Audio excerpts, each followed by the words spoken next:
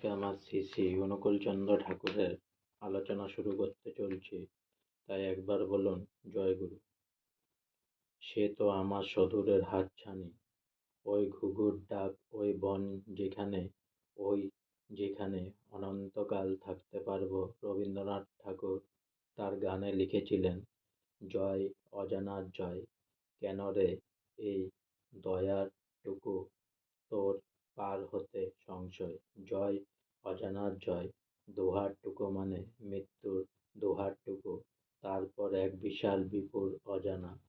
আমার শৈশবে অজানা আমাকে শান্তি দিয়েছিল, ওই মাতৃসমা গ্রাম লালন করে বড় করে তুলেছিল।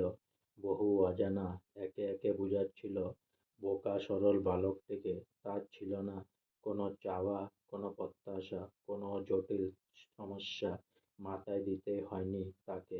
শ্রী ঠাকুর একদিন কথা বলতে বলতে কেষ্টদাকে অনেকের উপস্থিতিতে বললেন, আমাদের ইগনোরেন্সের উপর একটা আকর্ষণ আছে।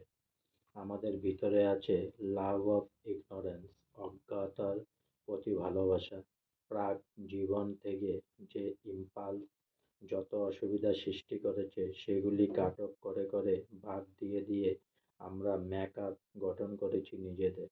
সেগুলি ইম্পালস দিচ্ছে কনসিয়াস সচেতন এই রিজেক্ট করে করে বাদ দিয়ে দিয়ে আনকনসিয়াস হয়ে অচেতন। এখনই চাই ব্যালেন্স করে, সমতা এনে অ্যাডজাস্ট করে নিয়ন্ত্রণ, নিজেকে পার্সোনালিটি ব্যক্তিত্বকে মেকআপ করা, গড়ে তোলা।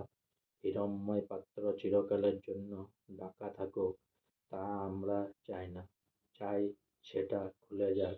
আবার বললেন, আমার মনে হয় যা কিছুই পোকাটা মাকড়টা পর্যন্ত চিরচেতন, কতকগুলি ইগনোর করেছি, তেমনি করে নিজেকে মেকআপ করছি। এভাবে কনসিয়াসনেস হারিয়েছি, তা গেইন করে অ্যাডজাস্ট করে সত্তা পোষণই করে চলতে চাই আমরা। তাহলে বুঝলাম আমরা চিরচেতন ছিলামই, কোনো কারণে তা হারিয়েছি। আবার নিজেকে নিয়ন্ত্রণ করে করে চিরচেতনের রাজ্যে ফিরে যেতে হবে। আজকে আমার শ্রী শ্রী অনুকূলচন্দ্র ঠাকুরের আলোচনা এখানেই শেষ হলো। তাই পুনরায় সবাই একবার বলুন জয় গুরু, জয় গুরু, জয় গুরু। অনেক অনেক সাবস্ক্রাইব করুন, অনেক অনেক লাইক করুন প্লিজ।